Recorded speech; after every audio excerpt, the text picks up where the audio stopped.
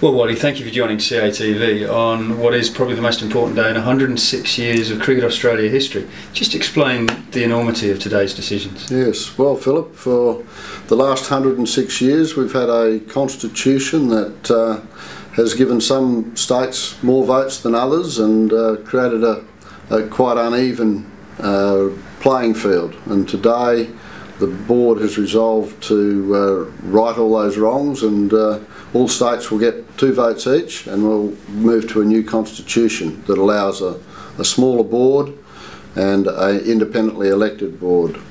You've been on the board for 15 years, so you're looking for a board that's more nimble and is better equipped to deal with modern day business and the modern day business of cricket. That's correct. We want to be able to make quicker decisions, better decisions, more informed decisions. Ultimately, those decisions will result in the money flowing quicker and better down to grassroots cricket, is that correct? Well, hopefully we'll make more money, would be a good way of looking at it. As the world keeps developing, you know, the revenues in cricket have been going up quite solidly year on year, and what we've got to do is be in a position to capitalise on that. In terms of how the board will look after transition, what are the numbers, where will the people come from, who will those people be? Yeah, well, there'll be 9 non-executive directors, that is people that don't work in the business, and the CEO will be a director. So there'll be 10 directors, 9 from outside. 6 of those will come from various states. 1 has to come from each state. So there will be 1 from West Australia, there will be 1 from Tasmania, but they won't have anything necessarily to do with their state associations. They'll be independent of that. They'll be barred from being on those boards. And then there's 3 that will be independently nominated as well, that could come from 1 state or could be spread wherever. And the CA Chief Executive will be on top table as the 10th member of the board? That's correct, yes.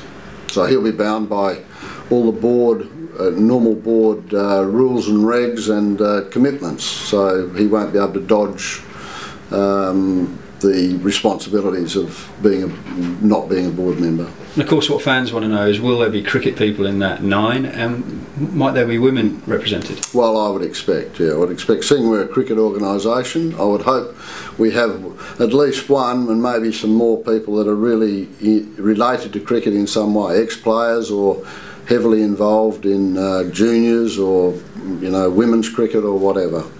And you yourself are a former Test and One Day international player. Yes. You in transition will continue to be the chairman, and would you have an ambition to lead the board in what looks like being an exciting new era? Yeah, well, I would, but yeah, I'll be on the board until the new board is formed. I'll be on the current board, so I don't know what happens after that. Happens after that. If I'm on, I'll do my best, and if I'm not, I will go and play golf, maybe, or watch more cricket.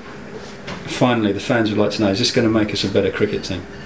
I would think so, I hope so. That's the whole idea of it. We want to be able to do all the right things to make our teams perform better. We want to be number 1 in all forms of the game. Do you think this will help us be Australia's favourite sport? Absolutely, that's why the board have moved to do this.